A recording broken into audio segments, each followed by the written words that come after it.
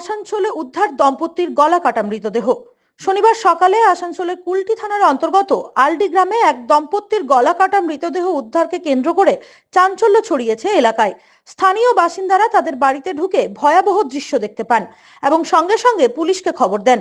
ঘটনার খবর পেয়ে কুলটি থানার পুলিশ দ্রুত ঘটনাস্থলে পৌঁছে মৃতদেহ দুটি উদ্ধার করেন। তারপর সেগুলো ময়নাতদন্তের জন্য আসানসোল জেলা হাসপাতালে পাঠানো হয়। পুলিশ ইতিমধ্যে দম্পতির পরিবারের সদস্য ও স্থানীয় বাসিন্দাদের সঙ্গে কথা বলেছে এবং ঘটনার বিস্তারিত তদন্ত শুরু করেছে। পুলিশ সূত্রে জানা গেছে, দম্পতি অত্যাধিক ঋণের বোঝা সইতে না পেরে আত্মহত্যার পথ বেছে নেন। প্রাথমিক তদন্তে অনুমান, প্রথমে স্ত্রী ধারালো অস্ত্র দিয়ে নিজের গলা কেটে আত্মহত্যার চেষ্টা করেন। এরপর স্বামীও একইভাবে আত্মহত্যার চেষ্টা করলেও তা সম্ভব হয়নি। পরে দুজনেই গলায় ফাঁস লাগিয়ে আত্মহত্যা করেন, এমনটাই অনুমান। অত্যাধিক ঋণের কারণে এমন মর্মান্তিক পরিণতি, নাকি এর পেছনে রয়েছে অন্য কোনো ঘটনা, সমস্তটাই এই মুহূর্তে খতিয়ে দেখছে পুলিশ। আমরা সকালে এসে দেখলাম এটা যে কি বলে নিজের বাড়ির মধ্যে যে অবস্থা দেখলাম আমরা, সে অবস্থার মধ্যে দুজনে শুয়ে আছে দুজন। আমরা সেই পর্যন্ত কোনো বুঝতে পারিনি। আমরা পুলিশকে ফোন করি, আমরা একজন ফাঁস লাগিয়ে ঝুলিয়েছিল, একজন নিচে পড়েছিল একজন।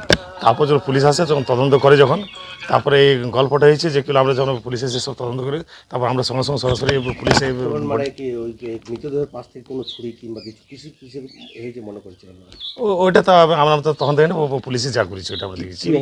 কিছু নিয়ে গেছে ওরা নিচে শোন অবস্থা ছিল, একজন খালি ফাঁস লাগানো ছিল।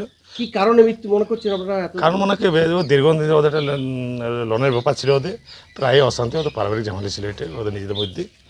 তাদের আর ওদের আশেপাশে যে ভাই দাদা, ওদের সাথে কোনো ব্যাপার নেই, ওরা বুঝাইতো, সবাই আমরা বুঝেছি, আমরা বোধ চেষ্টা করেছি বুঝাবার। তাহলে কি মনে করছেন আপনারা যে আর্থিক ধার লোন হয়েছিল বলেই কি এই ঘটনা?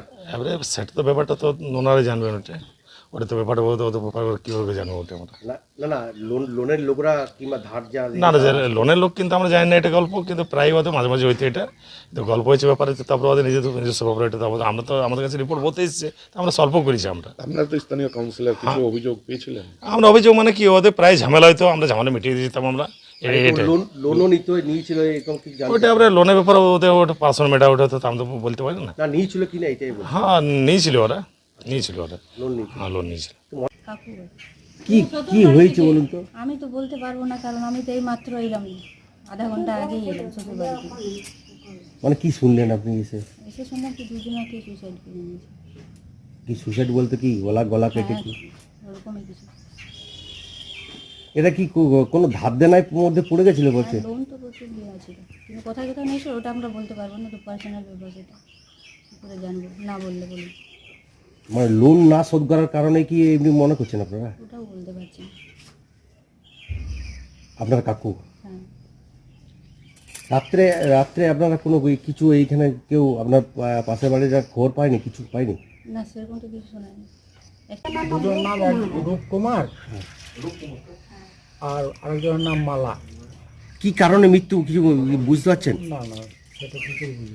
মানে কিভাবে পড়েছিল বলছে? বলেছিল আমি তো ঢুকিয়ে এনে ভিতরে। আচ্ছা, কি বলছে? মানে কি বলছে ওরা? কি গলা কাটা? আপনার দাদা হয়তো? আমি দাদা ভাই। আপনার ভাই?